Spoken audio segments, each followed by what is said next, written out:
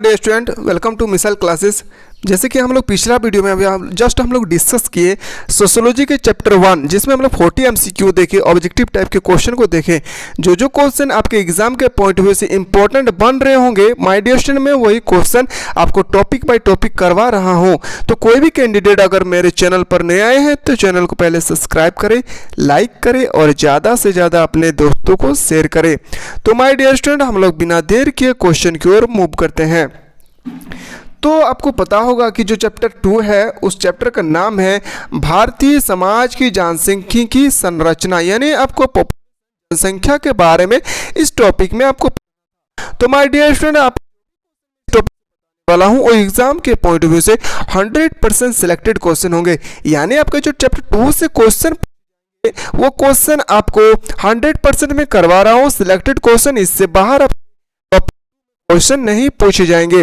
तो my dear student, मैं आप लोगों के लिए अगर इतना मेहनत कर रहा हूं तो आप लोगों के लिए एक लाइक, तो माय डियर स्टूडेंट ज़्यादा से ज़्यादा इस वीडियो को शेयर करेंगे।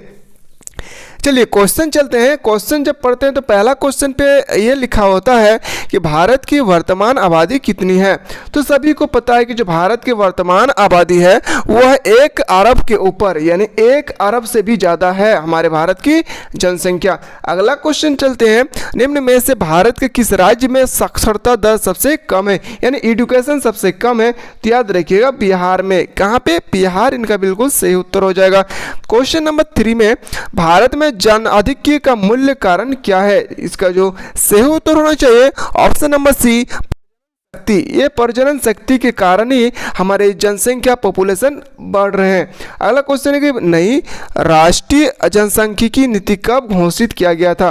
तो याद रखिएगा जो 4 नंबर का आंसर होना चाहिए ऑप्शन नंबर 2000 में घोषित किया गया था, यानी झारखंड के गठन के समय। क्वेश्चन है आपके सामने, क्वेश्चन है भारत में प्रथम बार जनगणना कब हुई थी। ये क्वेश्चन 100% आपसे एग्जाम में पूछे जाएंगे, यानी 5 नंबर। तो कब किया गया था, तो याद रखिएगा ऑप्शन नंबर बी 1872। याद रखिएगा ऑप्शन नंबर बी इनका बिल्कुल सही उत्तर हो जाएगा। अगला क्वेश्चन है कि अल्पसंख्यक एक है पर क्या है, ये आपके बारे में पूछे जा रहे हैं। तो याद रखिएगा ऑप्शन नंबर सी राजनीतिक संकल्पना है। क्या है? राजनीतिक संकल्पना। अगला क्वेश्चन चलते हैं, क्वेश्चन नंबर 7 है। क्वेश्चन नंबर 7 कहता है लैंगिक विषमता का क्या संबंध है, यानी लैंगिक विषमता जो है उसका संबंध क्या है, उपरोक्त सभी आर्थिक, सामाजिक, राजनीतिक। अगला क्वेश्चन की ओर मूव करते हैं। क्वेश्चन नंबर 8 है आपके सामने। क्वेश्चन नंबर 8 है किसने लैंगिक असमानता के 7 प्रकार का उल्लेख किया है। तो किसने किया था, कौन सा ऐसा समाजशास्त्र थे। तो याद रखिएगा वो थे अमर्त्य सेन। कौन थे? Amartya Sen. Option number D इनका बिल्कुल सही उत्तर हो जाएगा। अगला क्वेश्चन है आपके सामने, ग्रामीण एवं नगरीय समाज के बीच निम्नलिखित में से कौन सा अंतर है। तो आप अभी बताए थे इसका पिछला वीडियो में कि जनसंख्या आधार पर, समुदाय का आकार पर, सामाजिक गतिशीलता की प्रकृति पर, यानी तीनों में भेद होगा। ऑप्शन नंबर डी इनका राइट आंसर हो जाएगा। अगला क्वेश्चन चलते, टीके उम्मन ने संप्रदायवाद के कितने आयामों को रेखांकित किया गया था।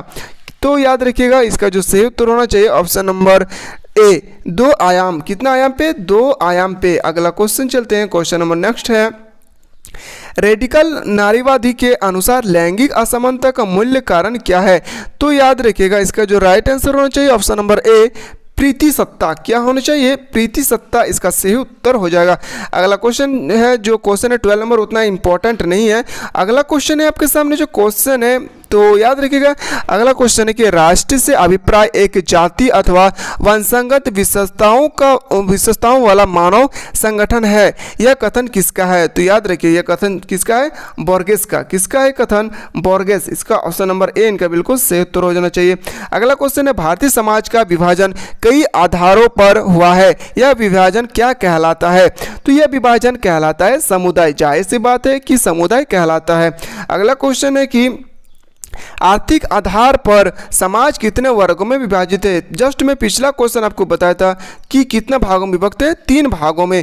क्वेश्चन है कि 2011 के जनगणना के अनुसार किस राज्य की जनसंख्या घटी हुई है। तो किस राज्य की संख्या घटी हुई है। तो याद रखिएगा नागालैंड की जनसंख्या घटी हुई है। भारत में सबसे अधिक जनसंख्या घनत्व वाला राज्य कौन सा है? तो याद रखिएगा बिहार। कौन सा हो जाना चाहिए? Option number C Bihar. अगला क्वेश्चन क्यों चलते हैं, क्वेश्चन नंबर नेक्स्ट है, भारत में सबसे अधिक शिक्षित महिला वाला राज्य है। तो शिक्षित महिला बोले या शिक्षित राज्य बोले तो इसका जो राइट आंसर होना चाहिए केरल हो जाएगा। ऑप्शन नंबर बी इनका बिल्कुल सही उत्तर होना चाहिए।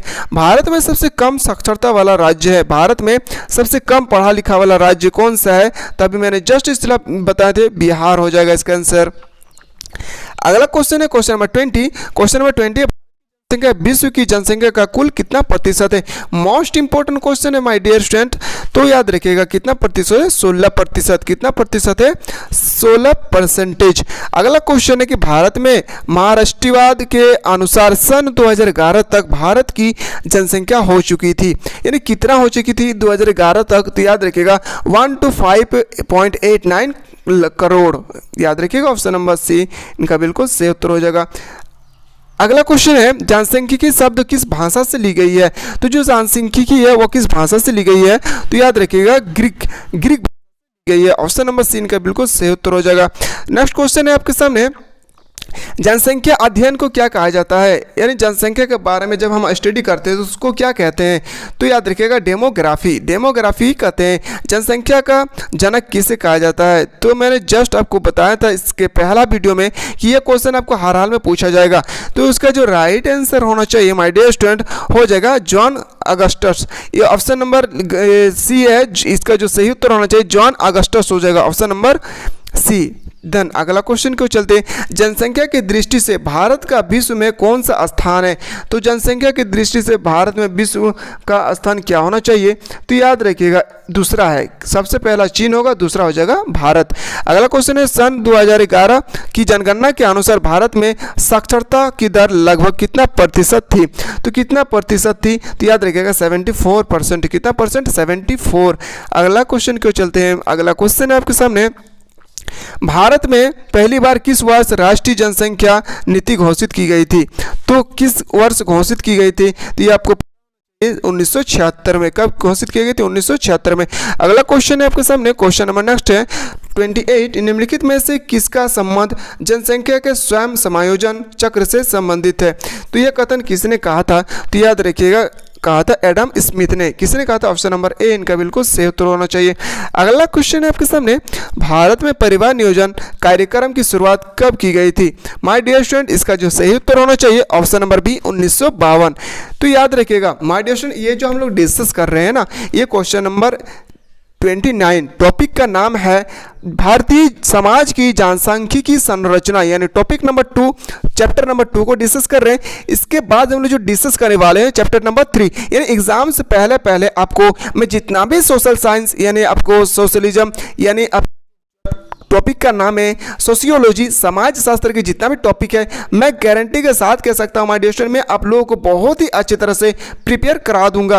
आपको करना क्या है, ज़्यादा से ज़्यादा चैनल को शेयर करें ताकि झारखंड के हर एक कैंडिडेट के पास ये वीडियो पहुँचे और आसानी से वह पढ़कर फर्स्ट डिवीजन से पास हो सके। क्वेश्चन है नेक्स्ट क्वेश्चन उतना इंपॉर्टेंट नहीं है। क्वेश्चन नंबर नेक्स्ट क्यों चलते हैं, जनसांख्यिकी के अध्ययन में निम्न में से किसे सम्मिलित किया गया है? तो याद रखिएगा जो क्वेश्चन नंबर 31 है इसका बिल्कुल सही उत्तर हो जाएगा जनसंख्या के आकार में परिवर्तन, ऑप्शन नंबर ए इनका बिल्कुल सही उत्तर होना चाहिए।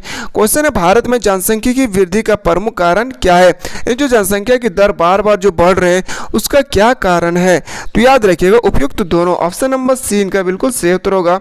याद रखिएगा क्या होना चाहिए, धार्मिक एवं भाग्यवादी मान्यता का प्रभाव और अज्ञानता एवं अशिक्षित, मतलब अशिक्षित होना चाहिए। अशिक्षित के कारण हमारे देश के पॉपुलेशन को बढ़ रहे हैं। क्वेश्चन नंबर 33 और 34 इतना इंपॉर्टेंट नहीं है पर 35 बहुत ही इंपॉर्टेंट है। 35 क्वेश्चन नंबर है आपके पास कि किसने कहा मनुष्य को यह समझ लेना चाहिए कि वह अपनी गरीबी का स्वयं ही कारण है? तो यह कथन कहा था मल्थस। किसने कहा था? ऑप्शन नंबर याद रखिएगा डी का बिल्कुल सही उत्तर होगा मल्थस ने कहा था। अगला क्वेश्चन है 2011 की जनगणना के अनुसार भारत में 1000 पुरुष पर स्त्री की संख्या कितनी थी? तो याद रखिएगा 940, ऑप्शन नंबर सी का बिल्कुल सही उत्तर हो जाएगा। अगला क्वेश्चन है क्वेश्चन नंबर 37 है कौन सी परिस्थिति जनसंख्या वृद्धि के लिए उत्तरदायी है? तो इसका जो सही उत्तर होगा यानी राइट आंसर होना चाहिए शैक्षणिक स्तर। याद रखिएगा ऑप्शन नंबर सी इनका बिल्कुल सही उत्तर हो जाएगा। क्वेश्चन है भारतीय समाज का इतिहास कितने वर्षों की अवधि का है? तो कितने वर्षों की अवधि के लिए है? तो 3000 वर्ष। क्या हो जाना चाहिए? 3000 वर्ष।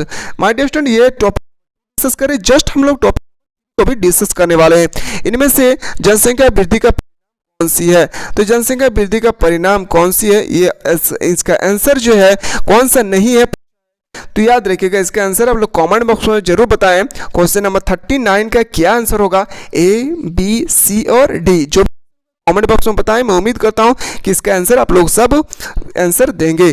तो माय डियर स्टूडेंट, अगर आप नेक्स्ट वीडियो में आपको चाहिए तो वीडियो को ज़्यादा से ज़्यादा शेयर करें। तो इसी के साथ हम लोग मिलते हैं चैप्टर 3 में। तब तक के लिए जय हिंद, जय भारत, वंदे मातरम।